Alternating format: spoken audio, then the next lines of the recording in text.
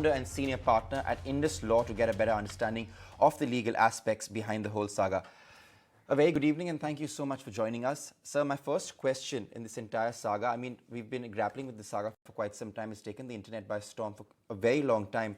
The backchange between the deals that's been happening with Elon Musk. But my first question would be, with this latest tweet, is Elon Musk trying to further corner Twitter? Good evening.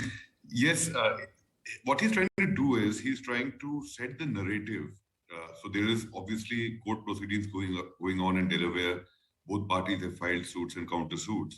So Elon Musk, being Elon Musk, is trying to control the PR narrative through Twitter, ironically.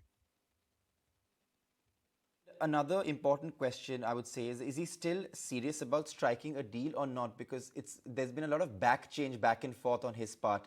Initially, the internet they broke the internet by saying that he's going to buy out Twitter, and then he went back on the word. So what do you think? Is he serious about striking a deal finally or not?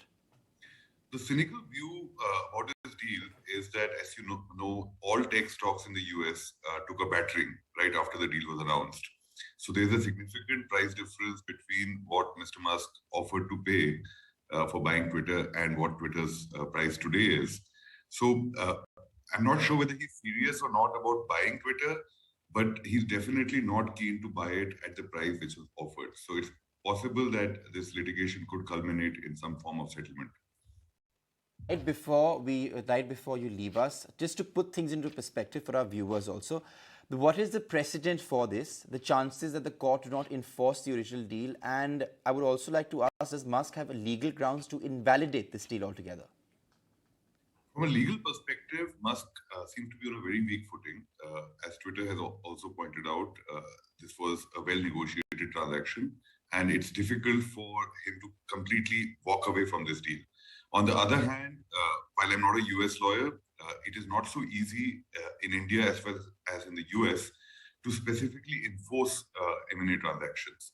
So it will be interesting to see if the Delaware court is able to grant an enforcement order asking Musk to purchase the company, because he can do many things with the company upon purchasing. Is that in the interest of the company itself anymore? Those are really open issues. But definitely, there has to be some outcome which will be adverse to Mr. Musk from this deal, at least from the filings that have been filed by the parties.